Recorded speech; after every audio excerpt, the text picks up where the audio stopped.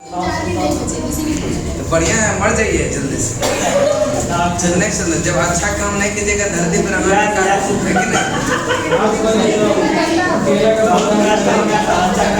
चलते हैं, ठीक है।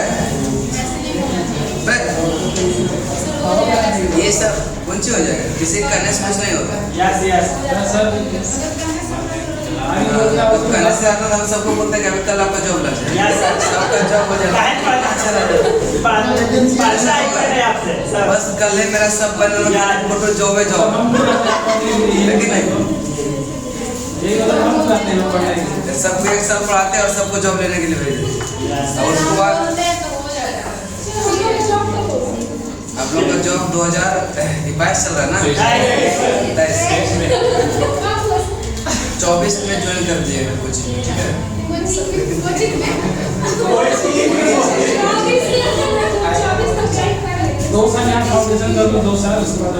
जानते हैं अगर यहाँ कंटिन्यूटी अगर 1 साल बनाए रखिएगा ना तो आपका रिजल्ट बहुत कुछ में होने लगेगा, एकदम 100%।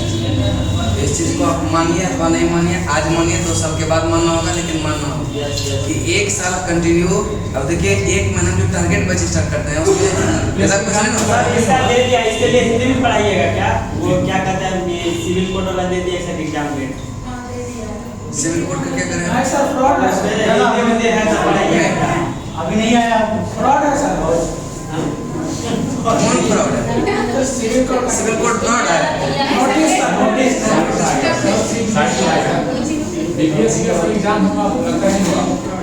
बीपीएससी का एग्जाम नहीं होगा, बीपीएससी का एग्जाम अब नहीं होगा क्योंकि 11 तक डेट दिया है ना बोर्ड वाला एग्जाम 11 तारीख को दिया है, 12 को बीपीएससी दिखा रहा है कि 12 को कैसे हो गया? कोर्ट वाला क्या तो बाद में ले लेना, लेकिन कोर्ट है तो कोर्ट मानेगा नहीं। 11 को दिया है ना, 11 तारीख को भी एग्जाम है कोर्ट का। हाँ 11 फरवरी को सिविल कोड का, 12 फरवरी को बीपीएससी का। देखिए हम तो यही कहेंगे कि टारगेट वही लेके चलिए, बाकी अगर बढ़ेगा तो आप लोग के लिए और अच्छा हो जाएगा ना, रिवीजन हो जाएगा। नहीं सर, उसका समस्या उसका नहीं है। समस्या बीपीएससी होता है कि कभी एक बार दरोगा मेंस और बीपीएससी में से दोनों लड़ा दिया था, आगे एक दिन आगे पीछे कर दिया था, उसमें बहुत जगह का दिक्कत हुआ कि दरोगा चाहे नहीं किया, चाहे जो बीपीएससी किया वैसा नहीं करेगा, वैसा करेगा तो हंगामा होगा। वैसे नहीं, अभी समझदार है ऐसे नहीं होगा कि सिविल कोड अभी अध्यक्ष जो समझदार है, अभी वैसा कुछ नहीं होगा। आगे निकालेंगे पेज नंबर 278, विभिन्न उपकरण और उसके आविष्कार।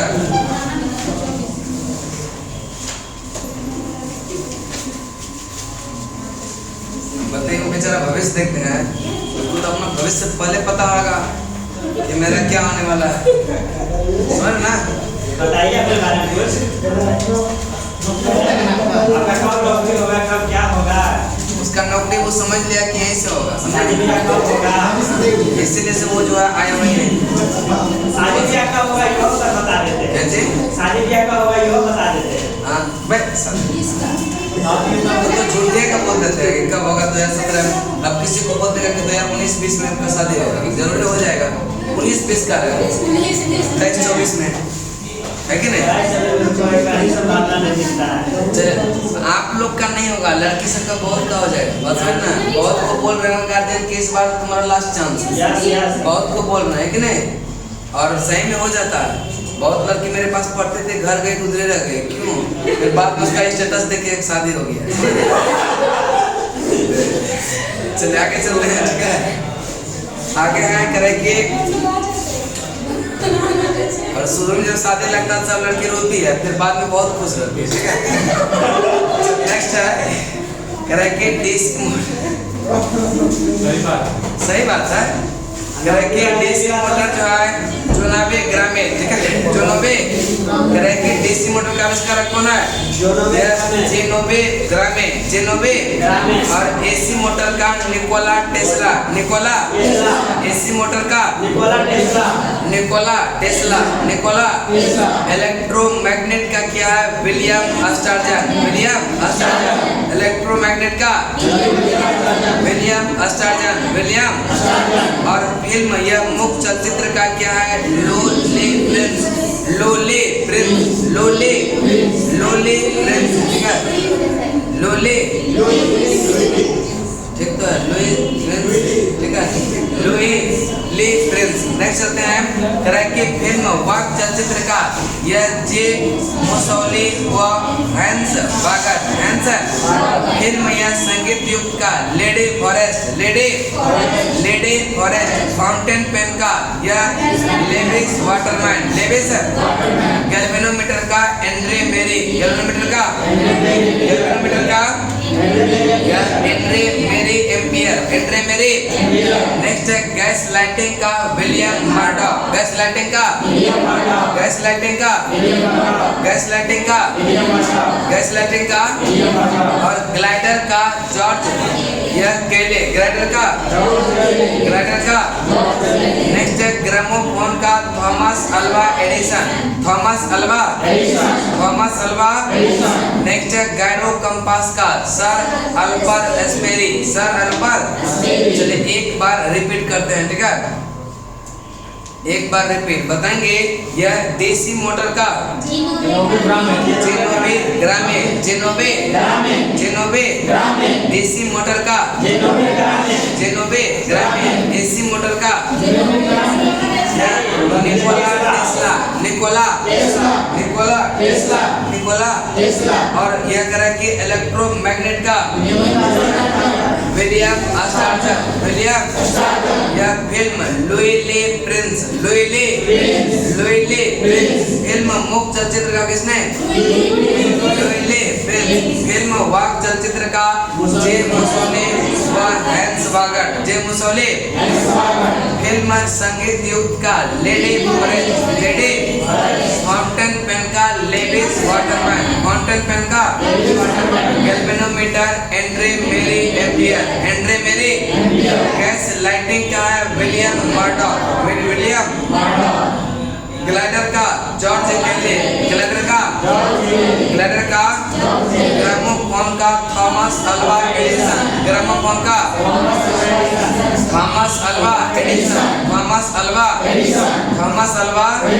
चलिए नेक्स्ट चलते हैं करें कि गायरो कंपास का सर अल्पर एस्पेरी चलिए आगे चलते हैं ध्वनि तरंग होगा ना जानते हैं अभी से अगर मतलब जो नॉर्मल तैयारी कर रहे हैं बीपीएससी का जो नहीं करते हैं, ठीक है अगर मैथ रीजनिंग बढ़िया से पकड़ रखिएगा ना तो 2024 तक में आप ज्वाइन कर जाइएगा। रेलवे का बहुत अच्छा वैकेंसी आने वाला है, ठीक है और अभी स्पीड में काम करेगा क्योंकि चुनाव है तो थोड़ा सा उस पर भी मैथ रीजनिंग पे भी ध्यान दीजिएगा, ठीक है बहुत जल्दी काम करेगा इसलिए से थोड़ा सा इस चीज़ को ध्यान में रखते हुए मैथ रीजनिंग को भी नेग्लेक्ट नहीं कीजिएगा। जो पर्सनली सिर्फ बीपीएससी का करते हैं वह भटकाव नहीं लगेगा बीच में अपना करते रहिए, लेकिन जो इधर उधर कर रहे हैं, ठीक है दरोगा करते हैं मतलब सब एग्जाम दे रहे हैं वो समझिए कि थोड़ा मैथ रीजनिंग पे फोकस करके रखिए, बहुत फायदा करेगा, ठीक है और चांसेस बनेगा कि नौकरी हो जाएगा। कब आएगा अब देखिए दरोगा अब देखिए कब आता है। देखिए दरोगा जब तक आ नहीं जाता है ना तब तक उस पर कुछ भी जो है टिप्पणी टिप्पणी करना मुश्किल है, ठीक है लेकिन पढ़ते रहिए आएगा तो एग्जाम चांसेस जल्दी ले लेगा। दरोगा में नौकरी नहीं होगा वो सब में आराम से छूटेगा। इतना रटवा रहा है किसी का दरोगा नहीं छूटेगा, कंटिन्यू कीजिएगा ना किसी का नहीं छूटेगा। दरोगा पे 100% फिजिकल में नहीं छटेगा, फिजिकल करवाएगा। फिजिकल के लिए हम फैशन के पास भेजेंगे ना कोबरा डिफेंस एकेडमी है वो, ठीक है काम नहीं करता है सर अपना काम करता है। नहीं आप नहीं वो जो है ना बहुत अच्छा करवाता है, ठीक है किंतु परंतु नहीं है पैसा लेता है ढंग का लेकिन बहुत अच्छा करवाता है मेहनत करता है।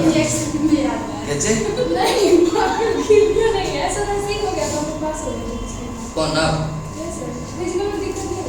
नहीं लड़की सब ज्यादा दिक्कत नहीं है, ठीक है दो चीज ऐसे दौड़ जाइएगा बहुत देखिए ना मतलब पिछले बार जो लड़की सब पढ़ते थे थोड़ा सा हेल्दी भी थे ना सब निकाले अभी सार्जेंट पोस्ट मिला हुआ समझ ना जो फोटो लगे लेते उसका बहुत हेल्दी है हो गया उसका सार्जेंट पोस्ट मिला। चल नेक्स्ट चलते हैं करें कि यह उसका ड्यूटी दिया था मुंगेर मेरे ही डिस्ट्रिक्ट में, ठीक है चल नेक्स्ट चलते हैं करें कि ध्वनि तरंग, ठीक है आप लोग का भी देगा समझ रहे ना लेकिन थोड़ा सा सीरियस रहिएगा क्या कि थोड़ा सा इधर उधर कीजिएगा तो नहीं होगा रिजल्ट। मतलब इधर उधर क्या ज्यादा फोकस करना है लूसेंट पे और घटना चक्र। ज्यादा दिमाग नहीं लगाना है कि ये खरीद लिए वो खरीद लिए, वो सब कुछ नहीं। यहाँ टारगेट वैसे स्टार्ट हो रहा है, वहाँ टारगेट वैसे स्टार्ट हो रहा है, कुछ नहीं होगा। लूसेंट सबसे बेस्ट है, घटना चक्र, लूसेंट घटना चक्र आपको मेरिट तक पहुँचा देगा एकदम, कोई किंतु परंतु नहीं है। दूसरा कुछ मत कीजिए, बस इतना कर लीजिएगा ना, आपका कोई एग्जाम नहीं छूटेगा, वन डे का एग्जाम चाहे जो भी हो।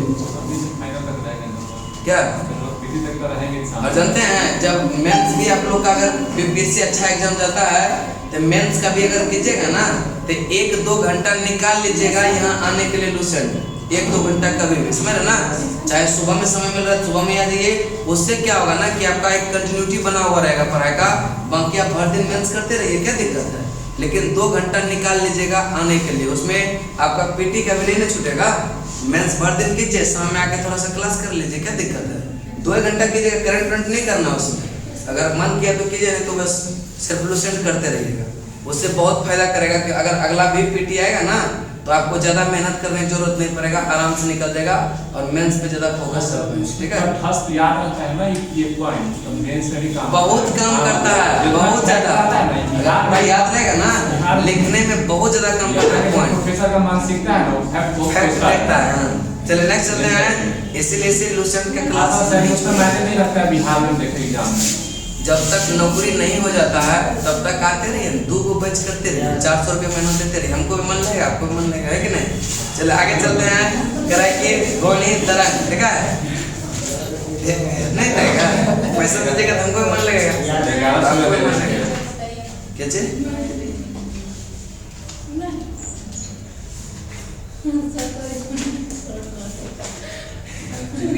एग्जाम अभी चल रहा है,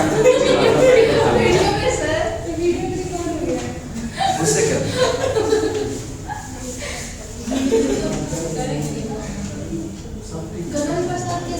गगन प्रताप एसएससी सीजीएल के लिए मैथ पढ़ा, वो आईएएस मैथ पढ़ाते हैं, ठीक है। गगन प्रताप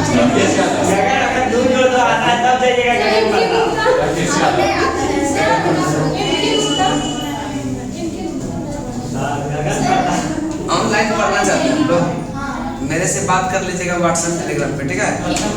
चलते हैं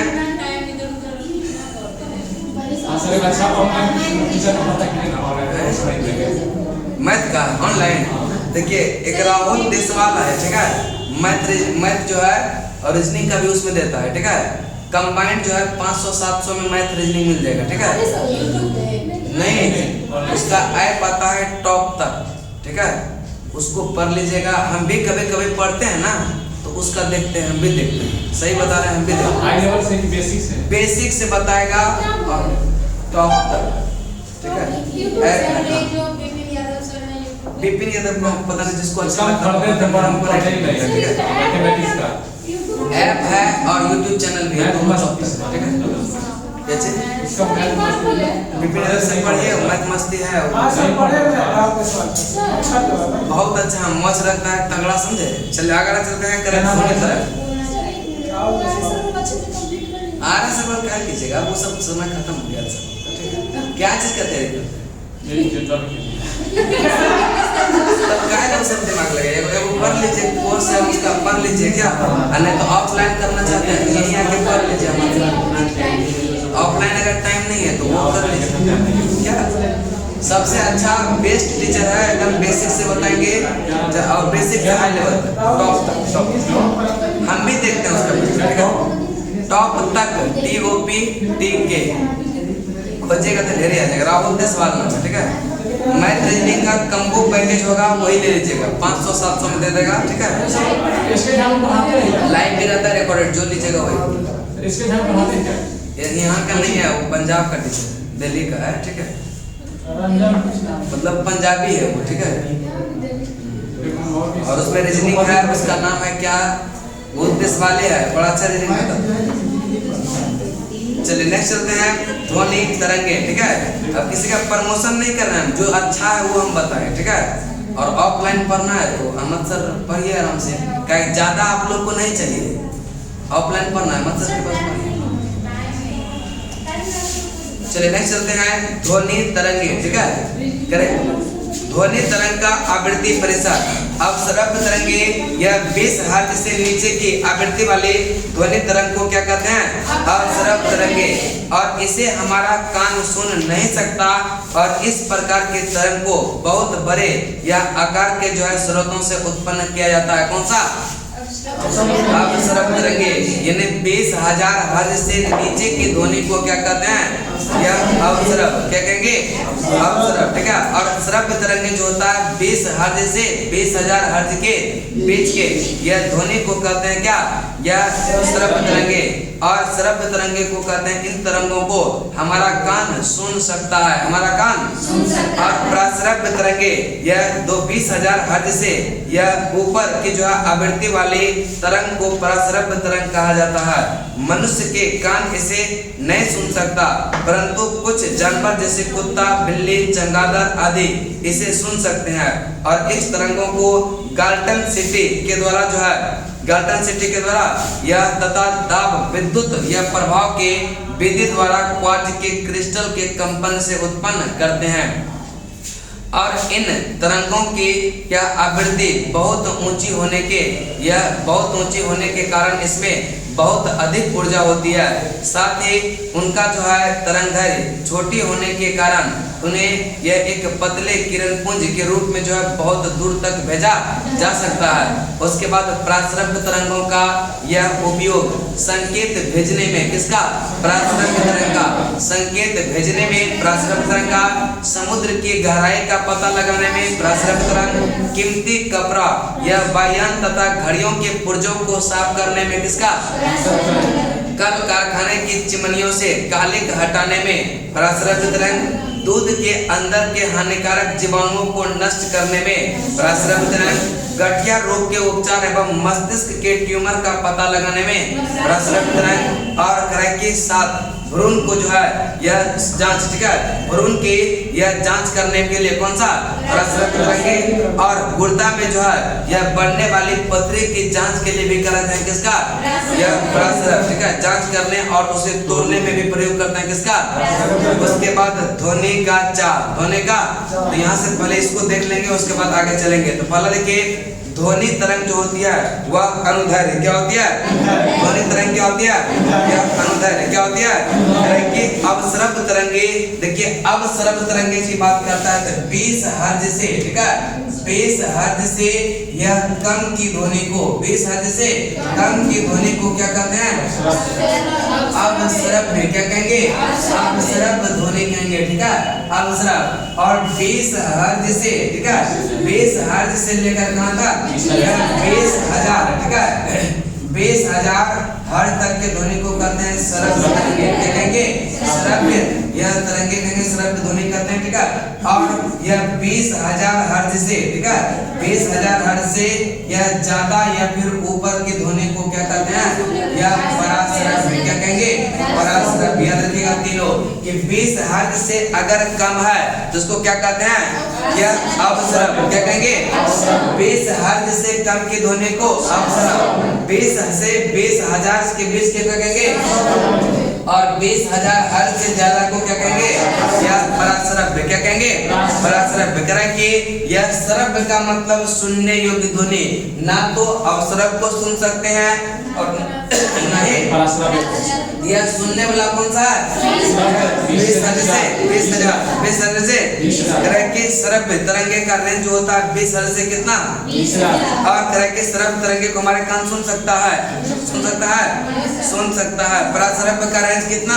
20 हर्ट्ज से ऊपर।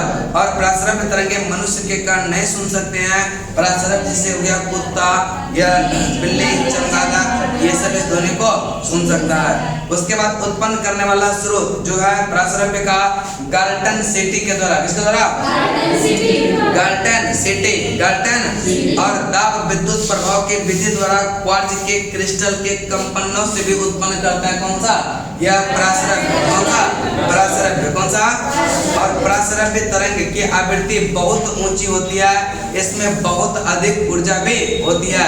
प्रासरभ्य तरंग में यह आवृत्ति बहुत ऊंची होती है और उसमें जो है ऊर्जा भी क्या होता है? यह ज्यादा होता है। साथ ही इनका तरंगदैर्घ्य छोटी होने के यह कारण इन्हें एक पतले किरण पुंज के रूप में बहुत दूर तक भेजा जा सकता है। बहुत दूर तक इसके साथ ही तरंगदैर्घ्य छोटी होने के कारण जो है इन्हें एक पतली किरण के रूप में यह बहुत दूर तक भेजा जा सकता है। प्रासरभ्य तरंग का उपयोग किस में करते हैं? तो बताएंगे संकेत भेजने में। किसका? संकेत भेजने में। संकेत भेजने में। संकेत भेजने में और समुद्र की गहराई का पता लगाने में यह प्रासरभ्य तरंग कीमती कपड़ों, वायुयान तथा गाड़ियों के पुर्जों को साफ करने में। किसका? यह प्रासरभ्य तरंग। प्रासरभ्य और कल कारखाना के चिमनियां से जो है काले हटाने में प्रासरभ्य तरंगे दूध के अंदर के हानिकारक जीवाणुओं को नष्ट करने में और गठिया रोग के उपचार एवं मस्तिष्क के ट्यूमर का पता लगाने में प्रासरभ्य तरंग। प्रासरभ्य। उसके बाद चलते हैं speed of sound. Speed of, यहाँ तक याद हुआ सबको? याद हुआ ना? बस यहाँ ज्यादा कुछ नहीं है। यह अपसरभ्य तरंग का क्या है? रेंज कितना? प्रासरभ्य तरंग का, प्रासरभ्य का 20,000 से, और यह अवसरभ का कितना? का कितना? 20 से 20,000। 20 से 20,000। उसके बाद प्रासरभ्य तरंग का जो उपयोग होता है यह संकेत भेजने में, यह समुद्री की गहराई का पता लगाने में और कीमती कपड़ा और वायुयान तथा घड़ियों के पुर्जों को साफ करने में। किसका? और कल कारखाना के चिमनियां से काले हटाने में और दूध के अंदर के हानिकारक जीवाणुओं को नष्ट करने में, गठिया रोग के उपचार एवं मस्तिष्क के ट्यूमर का पता लगाने में। उसके बाद चलते हम लोग ध्वनि का चाल। ध्वनि का कि विभिन्न माध्यमों में ध्वनि का चाल क्या होता है? अलग अलग। इन्हें कि जैसे जैसे माध्यम चेंज करेंगे तो ध्वनि का चाल भी क्या होता है? अलग अलग। ठीक है। माध्यम में ध्वनि की चाल यह माध्यम के प्रत्यास्थता और घनत्व पर निर्भर करता है। प्रत्यास्थता और ध्वनि की चाल सबसे अधिक यह ठोस में, उसके बाद द्रव में और उसके बाद होता है गैस में। वायु में ध्वनि की चाल जो होगा 332 मीटर प्रति सेकंड। जल में ध्वनि की चाल 1483 और लोहे में ध्वनि का चाल कितना? 5130 और करें कि जबकि ध्वनि एक माध्यम से दूसरे माध्यम में जाती है यह ध्वनि की चाल एवं तरंगदैर्घ्य तो बदलती है लेकिन आवृत्ति नहीं बदलती। यह क्वेश्चन बहुत बार पूछा जाता है। ठीक है। यह कौन सा अपरिवर्तित रहता है? यह आवृत्ति नो चेंज। आवृत्ति बदलता नहीं है लेकिन उसका चाल और तरंगदैर्घ्य क्या होता है? बदलता है। लेकिन आवृत्ति बदलता है क्या? नहीं। आप लोग के दोस्त जो आते थे तो तुम सब कहाँ चल गए? घर यही है पटने में। कहाँ चल गए? दिल्ली यूपीसी घूमने चलने चलते हैं। करे कि किसी माध्यम में जो है ध्वनि की चाल आवृत्ति पर निर्भर नहीं करती। आवृत्ति पर निर्भर। अब ध्वनि की चाल पर दाब का क्या प्रभाव पड़ता है? यह ध्वनि की चाल पर दाब का कोई प्रभाव नहीं पड़ता। अर्थात दाब घटाने या बढ़ाने पर ध्वनि की चाल क्या होता है? अपरिवर्तित रहता है। और ध्वनि की चाल पर ताप का प्रभाव, माध्यम का ताप बढ़ने पर ध्वनि की चाल क्या होती है? और करें कि वायुयान में, ठीक है, वायु में प्रति 1 डिग्री ताप बढ़ने पर ध्वनि की चाल कितना? 0.61 मीटर प्रति सेकंड क्या होता है? बढ़ जाता है। ध्वनि की चाल पर आर्द्रता का प्रभाव, नमीयुक्त वायु का घनत्व शुष्क वायु के घनत्व से क्या होता है? कम होता है। अर्थात शुष्क वायु की अपेक्षा नमीयुक्त वायु में ध्वनि की चाल क्या होगा? अधिक होता है। उसके बाद ध्वनि के लक्षण। ध्वनि के सबसे पहले देखेंगे कि ध्वनि का चाल जो है, ठीक है, ध्वनि का चाल देखिए जितना माध्यम क्या रहेगा यह ज्यादा सघन रहेगा उसमें ध्वनि का चाल क्या होगा? उतना ही अधिक होगा।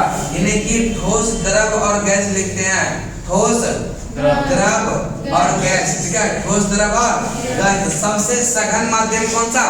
ठोस। इसका मतलब ध्वनि का चाल सबसे ज्यादा किसमें होगा? ठोस में। उसके बाद कहां पर? उसके बाद गैस, ठीक है, उसके बाद कहां पर? गैस में। यानी कि माध्यम जितना विरल होगा ध्वनि का वेग क्या होगा उतना ही कम होगा। विरल का कम, ठीक है, विरल होगा जितना ज्यादा विरल होगा उतना ज्यादा ध्वनि का वेग क्या होगा? कम होगा। और जितना ज्यादा सघन होगा वो क्या होगा? उतना ज्यादा उसका वेग ज्यादा होगा। तो क्या है कि वायु में ध्वनि का चाल कितना? 332। कितना है? 332। वायु में कितना? 332। और जल में कितना? 1483। 1483। लोहे में ध्वनि की चाल 5123। वायु में कितना? वायु में बुक को नहीं देखिए, बोलिए, ठीक है। वायु में और जल में 1483। और आपका ठोस में कितना? लोहे में कितना होता है? 5123। अब करें कि जब ध्वनि या एक माध्यम से दूसरे माध्यम में जाती है, ध्वनि जब एक माध्यम से दूसरे माध्यम में जाती है उसका चाल बदलता है, ठीक है। चाल और तरंग दैर्घ्य, चाल और तरंग दैर्घ्य जो है यह दोनों क्या होता है? बदलता है। क्या होता है? बदलता है, ठीक है। यानी कि अगर जो है ध्वनि एक माध्यम से दूसरे माध्यम में जाएगा तो चाल और तरंग दैर्घ्य क्या होता है? बदलता है। लेकिन आवृत्ति जो है, ठीक है, यह आवृत्ति यह नो चेंज, ठीक है, आवृत्ति यह अपरिवर्तित रहता है। क्या होता है? अपरिवर्तित रहता है, ठीक है। यानी कि अगर ध्वनि एक माध्यम से दूसरे माध्यम में जाएगा तो यह क्या होता है? यह चाल और तरंग दैर्घ्य तो बदलता है। अगर सघन में जाएगा तो ज्यादा होगा और जो है अगर विरल में जाएगा तो ध्वनि का चाल क्या होगा? कम होगा। और यह आवृत्ति यह नहीं बदलता, आवृत्ति नहीं बदलता। अब कह कि किसी माध्यम में ध्वनि की चाल निर्भर करता है आवृत्ति पर, करेगा क्या? ध्वनि की चाल पर दाब का क्या प्रभाव पड़ता है? ध्वनि जो है यह दाब घटाएंगे या बढ़ाएंगे उससे कोई फर्क नहीं पड़ता। यानी कि दाब पर, ठीक है, यह ध्वनि की चाल का प्रभाव, यह प्रभाव की बात करते हैं तो पहला है दाब का। कौन सा? दाब का कोई प्रभाव नहीं पड़ता। दाब का कोई प्रभाव? ध्वनि की चाल पर दाब का कोई प्रभाव नहीं पड़ता। टेम्परेचर, ध्वनि की चाल पर जो है ताप का प्रभाव यह डायरेक्टली प्रोपोर्शनल होता है, याद रखिएगा। दूसरा है ताप पर, ठीक है, ताप पर प्रभाव क्या होता है? यह स्पीड ऑफ साउंड जो होगा, ठीक है, यह स्पीड ऑफ साउंड जिसको v से इंडिकेट कर रहे हैं, ठीक है, यह डायरेक्टली प्रोपोर्शनल होता है अंडर रूट t। यानी कि जैसे जैसे टेम्परेचर को बढ़ाएंगे, अब देखिए यहाँ टेम्परेचर t है, इसको बढ़ाएंगे तो डायरेक्टली प्रोपोर्शनल है ना। जैसे जैसे टेम्परेचर बढ़ेगा इसका वेलोसिटी भी क्या होगा? बढ़ेगा कि नहीं? यानी कि जैसे जैसे ताप बढ़ेगा माध्यम का उसका क्या होगा? स्पीड ऑफ साउंड भी क्या होगा? उसके बाद करें कि 1 डिग्री सेल्सियस ताप बढ़ने पर ध्वनि की चाल कितना बढ़ जाती है?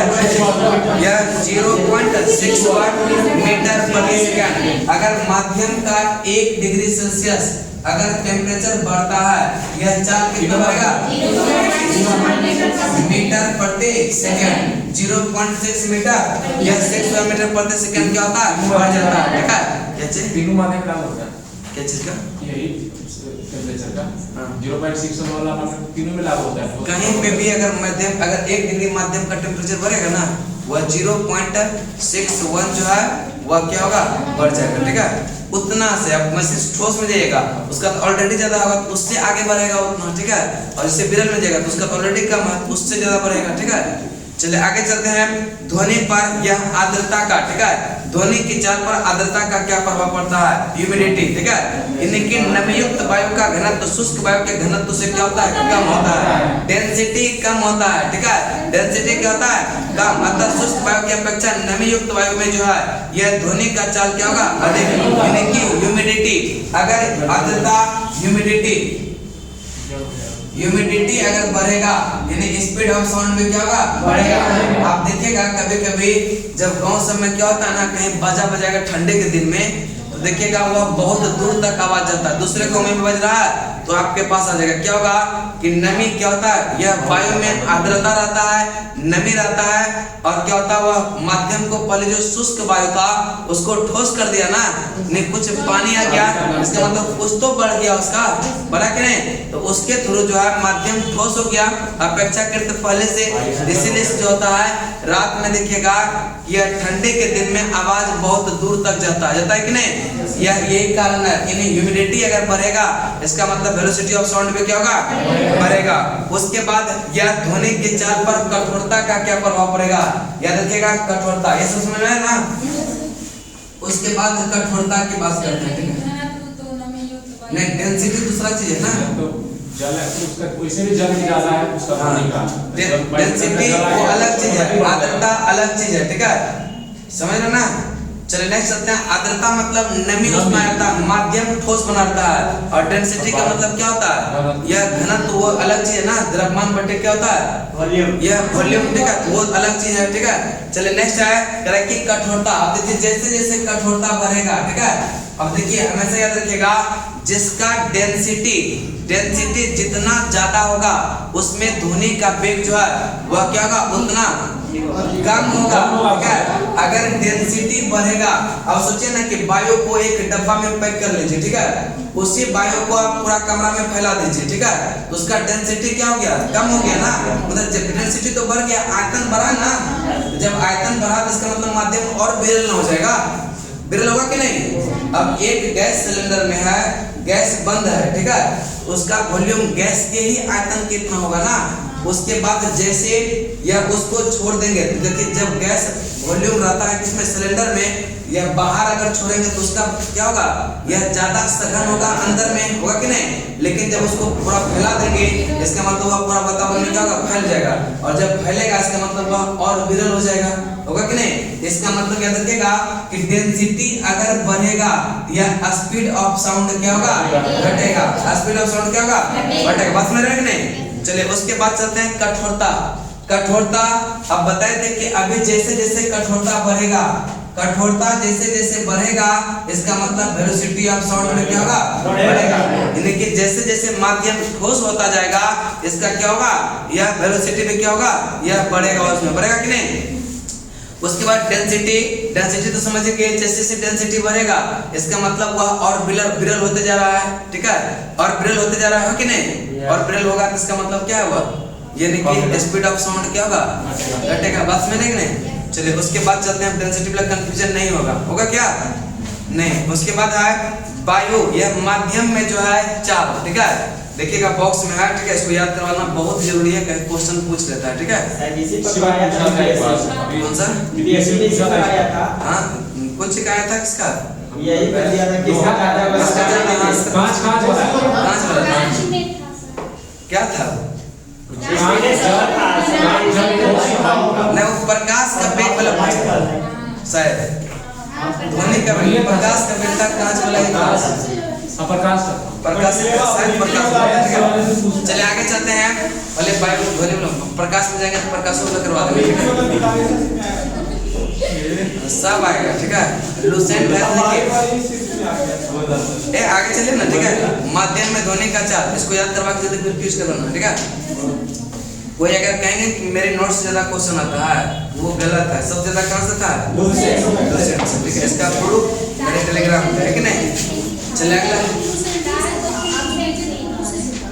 हम तो भेजबे करते हैं, हम तो अच्छे काम न करते हैं, चलिए आप लोग अच्छा काम नहीं करते हैं, सिर्फ देख लेते हैं फिर भी नहीं पढ़ते हैं, क्या आपको विशेष कर है, ठीक है, क्या आपका नंबर भी कम आता है,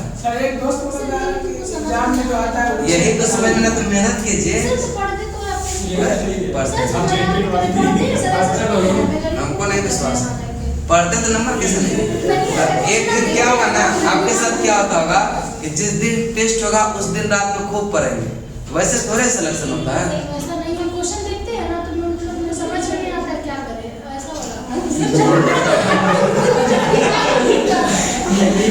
अजूबा है, समझे ना।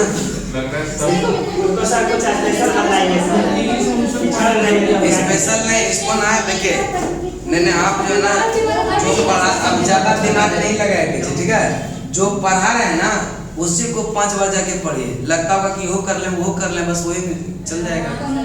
दुर्गा पूजा से पहले रिजल्ट देखिए यहीं से होगा, आप कहीं पढ़ लीजिए। हाँ सर एग्जाम में जो क्वेश्चन आता है वैसे में बात बनाया आपके साथ में सबके साथ होता है, जो सीरियस नहीं रहता है उसके साथ होता है।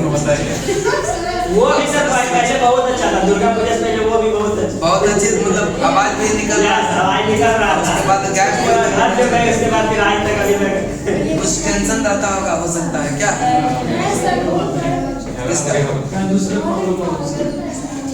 चल नेक्स्ट है, ठीक है।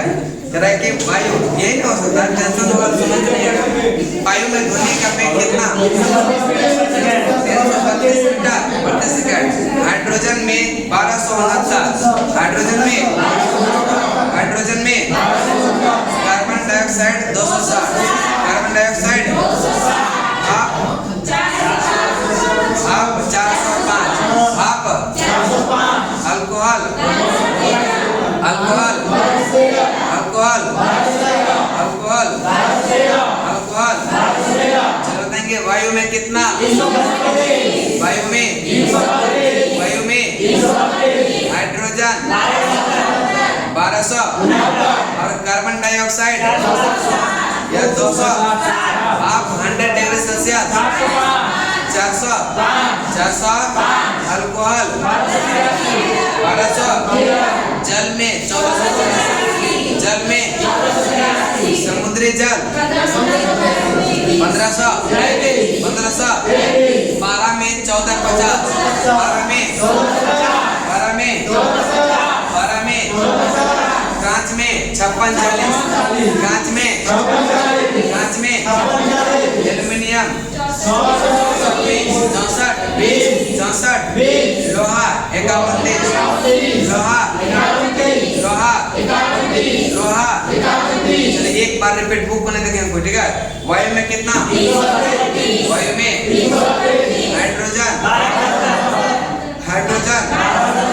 हाइड्रोजन कार्बन डाइऑक्साइड भाप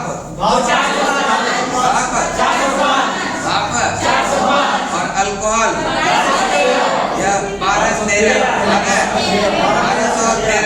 जल में 1483, जल में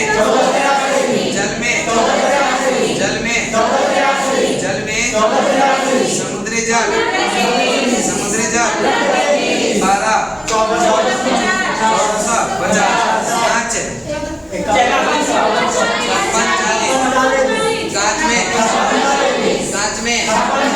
कांच में एल्युमिनियम 64,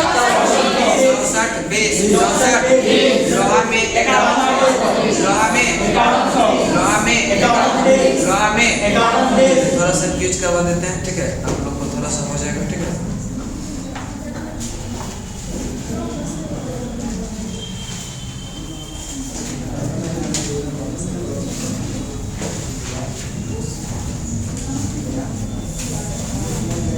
कभी कभी इसको लगता है कम दिन तक जिएंगे भी, इसलिए टेंशन में रहते हैं, लेकिन यस सर सही बात कर रहे हैं।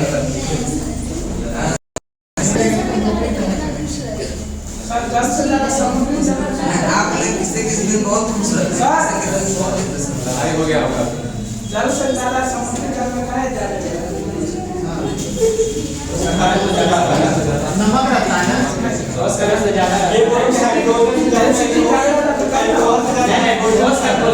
जैसे नमक हो गया, डेंसिटी का आप बोलिएगा ना, डेंसिटी में कैसे क्या होता है, तो बेवकूफी होगा ना आपका, यस है कि नहीं? अल्कोहल से ज्यादा हाइड्रोजन में जल से ज्यादा डेंसिटी रहता है।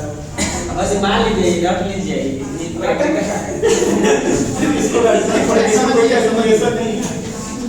सही बात है। माटी से याद करोगे तो अप्रोक्सीमेट करके रहोगे। चलिए बताएंगे पहला क्वेश्चन, ठीक है। इस बार नौकरी ले लीजिए सब लोग बहुत बढ़िया से, ठीक है। इसके बाद छोड़ दीजिएगा, चार लेने देगा बटन छोड़ दीजिएगा कि नहीं? नहीं, आपका कृपा है, कृपा रहेगा तो मतलब जॉब कीजिएगा ना तो बढ़िया रहेगा ना, नौकरी हो जाएगा, उम्मीद 99% है कि हो जाएगा। बस वही कंटिन्यूटी बनाए रखिएगा, ठीक है। कुछ भी होगा क्लास नहीं छोड़ना। जब पटना में रहिए ना तो आज ये शाम में कोई काम नहीं होता। यदि दोस्त के पास बैठ के लूडो खेलेंगे या NIT के पास जाएंगे, ठीक है, ये कहीं जो है बुद्धा पार्क, इको पार्क, क्या क्या चिड़ियाघर, ये सब सामने चलता है ना। हम नहीं जानते गए थे, मेरे मन से चाहते नहीं रहता लड़कियों के साथ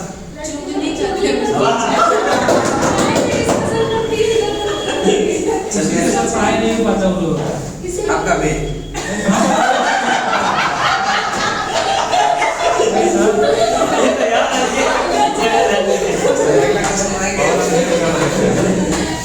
और नहीं पूछिए क्वेश्चन बताएंगे तरंग जो है कितने प्रकार का होता है, कौन कौन सा? यांत्रिक और बताएंगे करेंगे यांत्रिक तरंग किसको कहेंगे? यांत्रिक तरंग किसको कहते हैं? साइंस में खूब मजा करते हैं हम लोग, बस हाँ। एक सर क्वेश्चन फिर से बोलिए। यांत्रिक तरंग किसको कहते हैं? पास है जो पायलट चलता है ऐसे चलता है पायलट समझो वो बोलना है सीरीज और गवर्नमेंट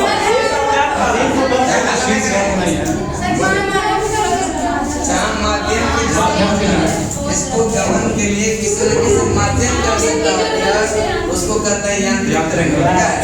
अगला क्वेश्चन हम बताएंगे विद्युत चुंबकीय तरंग के लिए या फिर अयांत्रिक तरंग के लिए माध्यम की आवश्यकता नहीं होता है। अगला क्वेश्चन देंगे यांत्रिक तरंग दो प्रकार होता है, कौन कौन सा? और बताएंगे अनुप्रस्थ तरंग जो होता है वह क्या होता है?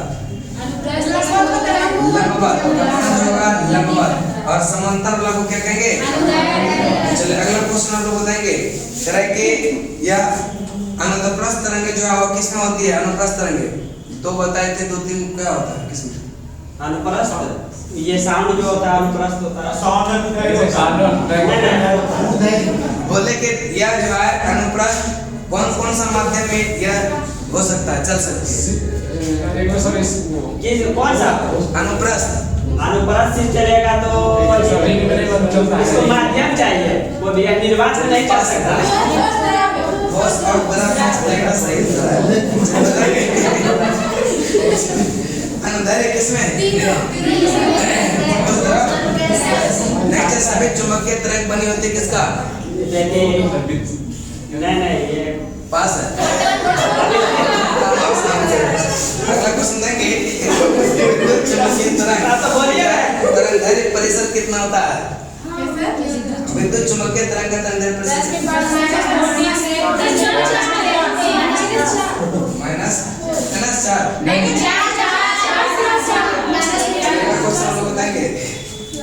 बताएंगे कि कैनाल, ठीक है, यह कैनाल किरणें जो है विद्युत चुंबकीय तरंग है या नहीं? नहीं है नहीं तो बोलने दीजिएगा, नहीं बोलने में आगे है क्या? चलिए बताएंगे एम्पलीट्यूड किसको कहते हैं?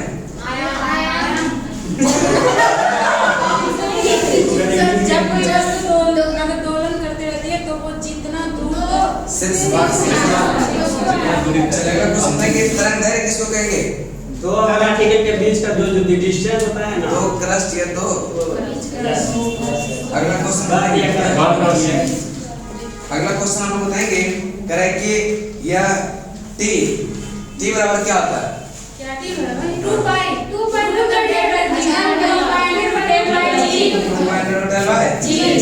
कि लंबाई बढ़ने पर टी का मान क्या होगा? बढ़ेगा। टी का मतलब टेम्परेचर क्या है? नहीं ठीक है। अगला क्वेश्चन देंगे जब झूला झूलती है लड़की, ठीक है, लड़की जब झूला झूलती है और खड़ा हो जाती है तो क्या क्या तीन कंडीशन होता है, क्या क्या होगा? लंबाई क्या होगा? इसके बाद आवर्तन कितना नंबर?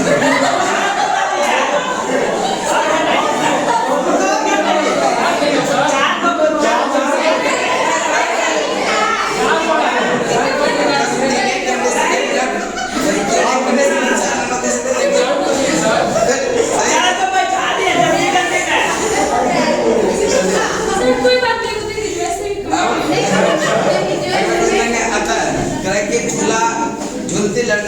में कोई दूसरी लड़की आकर बैठ जाएगी तो क्या होगा? आवर्तकाल में कोई परिवर्तन नहीं होगा, लेकिन झूला तो टूट सकता है। नदी में जा सकती है, नदी में जा सकती है कि नहीं? नदी में, झील में, घर के आगे तो नाला लोला घड़ी पृथ्वी तल से ऊपर ले जाने पर या घड़ी का आवर्तकाल क्या हो जाएगा?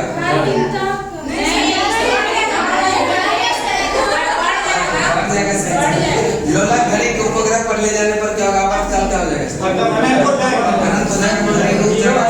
नहीं करेगा, घड़ी काम नहीं करेगा, ठीक है, नहीं करेगा। बताएंगे फोर्स बराबर क्या होता है? Force m into a। अगला क्वेश्चन देंगे क्या करेगा? क्या Fs cos theta, Fs cos theta. बताएंगे कार्य का मात्रक क्या होता है? जूल। और एक अन्य मात्रक भी क्या होता है? मीटर प्रति सेकंड।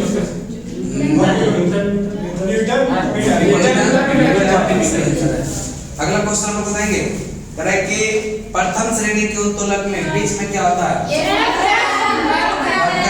आलम। बताएंगे प्रथम श्रेणी का यांत्रिक लाभ क्या क्या हो सकता है?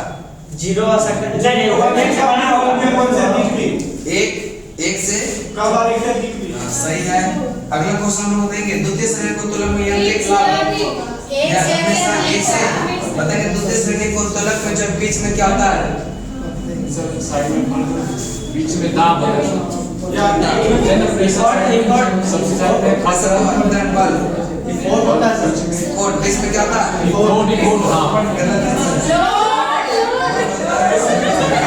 हम बोले थे कितना बढ़िया से बताए थे। बताएंगे कितने श्रेणी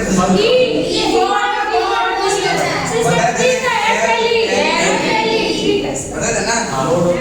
बर्तन से एक बीच में क्या है? यहाँ बता दें तीनों का, यह फलक्रम, लोड और एक और। फलक्रम का मतलब जिस पॉइंट से हुआ घूमता है उसको कहेंगे क्या? फलक्रम। और एक का मतलब जहाँ से लोग फोर्स लगाते हैं, और लोड का मतलब जहाँ वस्तु को रखेंगे, है कि नहीं? चलिए आगे चलते हैं।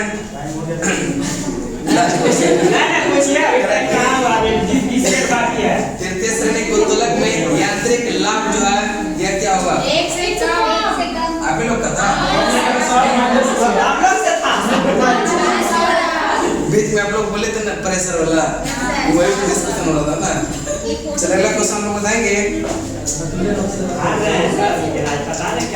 पूरी तरीके से आ रहे हैं पूरी तरह के दाल जीत जाएगा, खाली पूछते रहिएगा। अभी केंद्रीय, ठीक है, अभी केंद्रीय बल क्या होता है? जो सेंटर की ओर लगता है एमबीएस कर बटे ऐसा नहीं रहिएगा आप लोग। देखिए हम लोग हरा दिए सर, और पूछते तो जीत जाते। खरमास खत्म हो गया, ये लोग बिजनेस नहीं पढ़ रहे। ऐसा बात है, कोई ना अपना आएगा। देखिए दो गुना से आ रहे हैं, ठीक है, दो गुना से मतलब हाथ भी ठीक लगा, लेकिन इतना ज्यादा नहीं। हाथ भी ठीक है, दिन खराब है। दिन नहीं बाबा, लेकिन पता नहीं क्या हो गया था। आज तक इस साल यूट्यूब पर मत डालिएगा सर।